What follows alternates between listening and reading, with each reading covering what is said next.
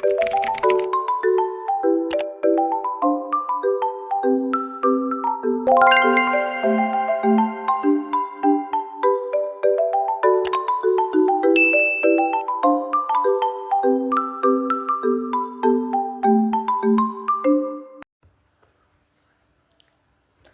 semuanya, perkenalkan nama saya Ratna Novitasari, saya dari program studi statistika dengan NIM 2203111350.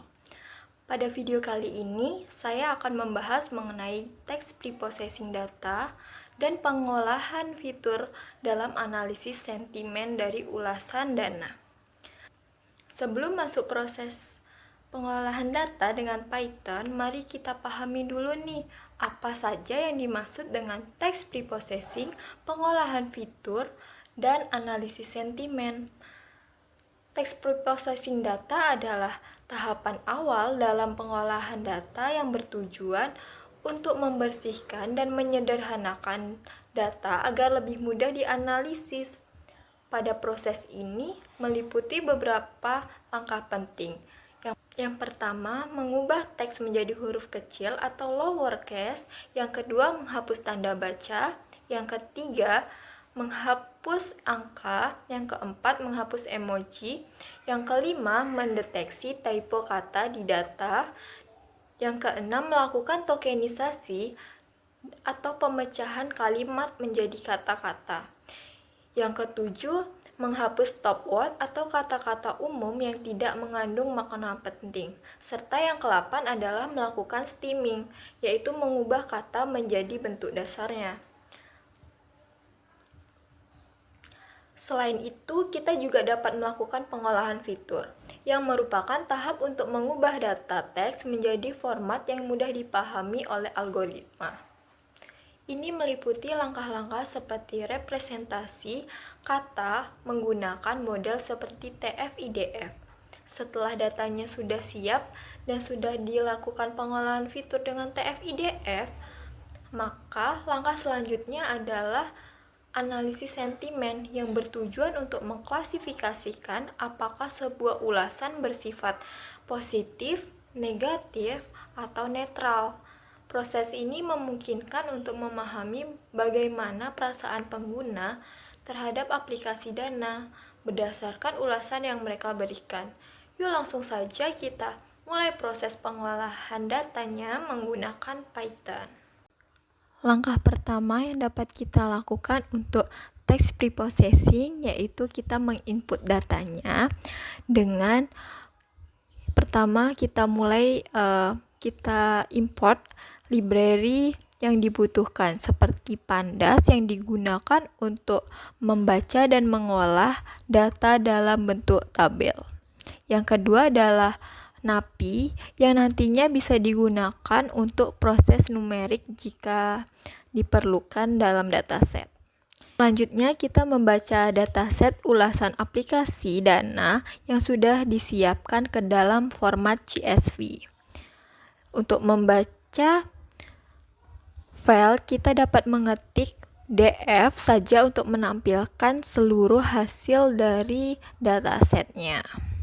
Setelah kita melakukan input data, langkah berikutnya yang dapat kita lakukan yaitu preprocessing data text, di mana tahap ini bertujuan untuk merapikan dan menstandarkan teks agar lebih mudah dianalisis pada analisis sentimen.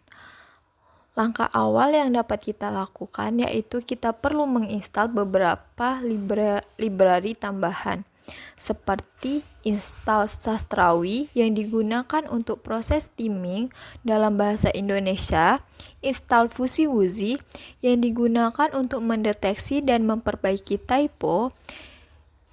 Yang selanjutnya adalah install emoji yang berguna untuk menghapus emoji dari teks. Langkah-langkah dari preprocessing data yang pertama adalah lowercase atau mengubah teks menjadi huruf kecil. Di sini saya menggunakan df to lower untuk mengubah teks menjadi huruf kecil. Kemudian fungsi tersebut saya aplikasikan ke dalam kolom konten dan hasilnya saya simpan ke kolom baru yang bernama konten 1. Proses ini penting karena dalam bahasa Indonesia huruf kapital dan huruf kecil sering dianggap sebagai kata yang berbeda. Misalnya saja pada kata emas. Di sini E-nya huruf kecil dan huruf selanjutnya adalah huruf besar. Ini berbeda dengan kata emas yang semuanya huruf kecil. Ini bisa dianggap sebagai dua kata yang berbeda oleh sistem, padahal keduanya memiliki makna yang sama. Setelah kita mengubah teks menjadi huruf kecil, langkah berikutnya adalah menghapus angka. Kenapa angka perlu dihapus? Karena dalam analisis sentimen, angka biasanya tidak memberikan makna yang signifikan, kecuali memang konten analisis memerlukan angka. Di sini saya menggunakan pendekatan list compression dan fungsi bawaan Python, yaitu isDigit yang berfungsi untuk mengecek setiap karakter lalu menyusun ulang hanya karakter yang bukan angka saja, sehingga semua digit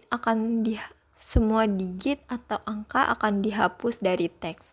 Sama seperti sebelumnya, saya simpan hasilnya di kolom baru yang saya beri nama konten 2. Langkah ketiga dari preprocessing data yaitu menghapus tanda baca dari teks. Tanda baca ini seperti titik, koma, tanda seru, tanda tanya, dan lainnya. Pada umumnya tidak terlalu berpengaruh dalam analisis sentimen, apalagi jika menggunakan pendekatan berbasis kata atau token. Untuk itu, saya menggunakan modul string dari Python yang memiliki kumpulan karakter tanda baca di dalamnya. Kemudian saya menggunakan fungsi translate untuk menghapus semua karakter tanda baca tersebut dari setiap kalimatnya. Lalu hasilnya disimpan di dalam kolom baru yang bernama konten 3. Langkah keempat yang kita lakukan adalah menghapus emoji dari teks. Emoji memang bisa menyampaikan ekspresi pengguna seperti senang, kecewa, atau marah. Tetapi dalam analisis berbasis kata atau teks biasa dalam analisis sentimen, emoji bisa dianggap mengganggu karena formatnya berbeda dari teks lainnya. Untuk itu, saya menghapus emojinya. Untuk menghapus emoji, saya menggunakan library emoji yang memang khusus digunakan untuk menangani berbagai karakter emoji. Di sini saya menggunakan fungsi replace emoji dengan mengganti semua emoji yang ada dengan karakter kosong. Jadi benar-benar dihapus dari teks.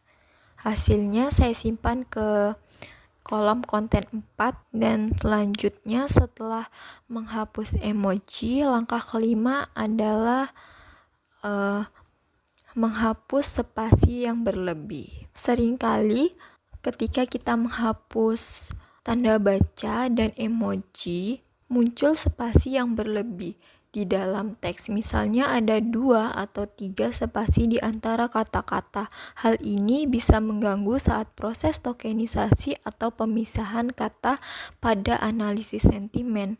Jadi langkah berikutnya yang kita lakukan adalah menghapus spasi yang berlebih dan merapikan teks agar hanya ada satu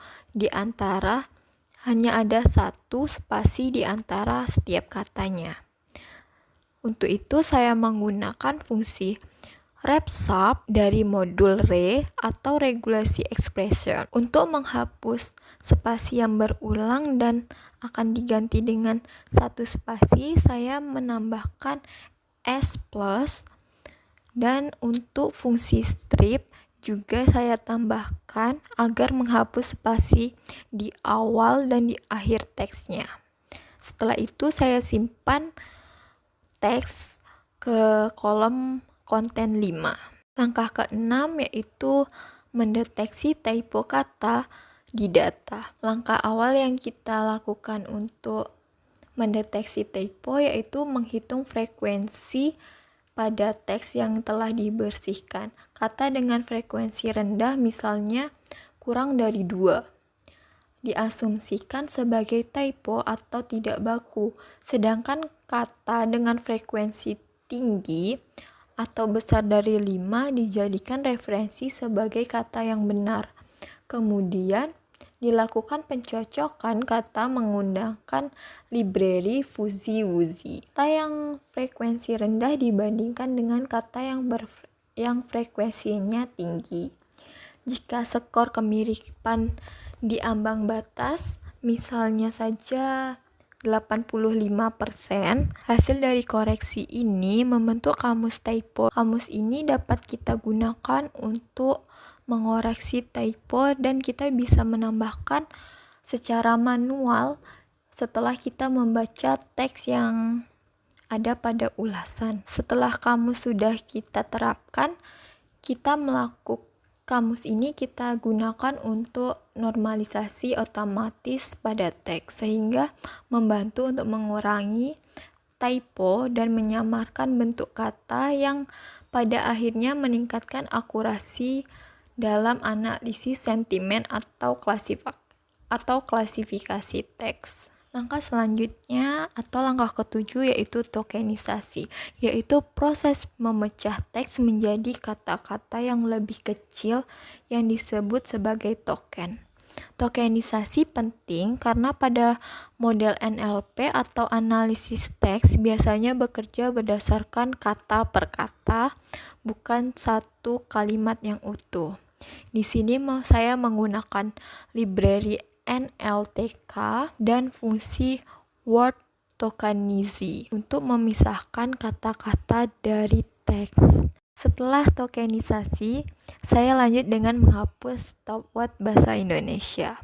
Stop word ini adalah kata-kata umum yang biasanya tidak memiliki makna penting untuk analisis, seperti beberapa kata-kata informal seperti dong dan ya. Di, ke, dari, dan saya menggunakan stop word dari bahasa Indonesia bawaan NLTK, dan saya juga menambah beberapa kata tidak baku ke dalam daftar stop word sesuai karakteristik dari ulasan aplikasi Dana. Untuk penghapusan stop word saya menggunakan DF remove stop word yang digunakan untuk menyaring token yang tidak termasuk dalam stop word, dan hasilnya saya simpan di dalam konten 8. Langkah terakhir yang kita lakukan adalah proses pembersihan data teks atau stemming. Stemming adalah proses mengubah kata ke bentuk dasarnya atau ke bentuk kata dasar. Misalnya saja bermain, bermainlah, atau dimainkan. Semuanya akan dikembalikan ke bentuk dasar yaitu main. Dalam bahasa Indonesia saya menggunakan library sastrawi untuk melakukan stemming pada setiap token, lalu hasilnya saya simpan di kolom baru yaitu konten final.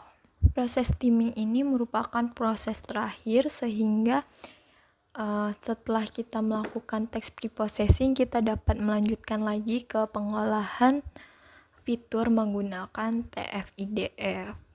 TF-IDF digunakan untuk mengubah data teks menjadi data numerik yang bisa dibaca oleh model machine learning, di mana di tahap pertama yang kita lakukan yaitu menghitung TF atau trem frekuensi, di mana TF ini menunjukkan seberapa sering sebuah kata muncul dalam dokumen. Di sini saya membatasi katanya sebanyak 5.000 kata yang paling sering muncul agar hasilnya tetap kompak dan efisien. Hasilnya saya simpan ke data frame yang bernama tf_df, di mana setiap baris mewakili satu ulasan dan setiap kolomnya mewakili frekuensi kata tertentu yang muncul di ulasan tersebut.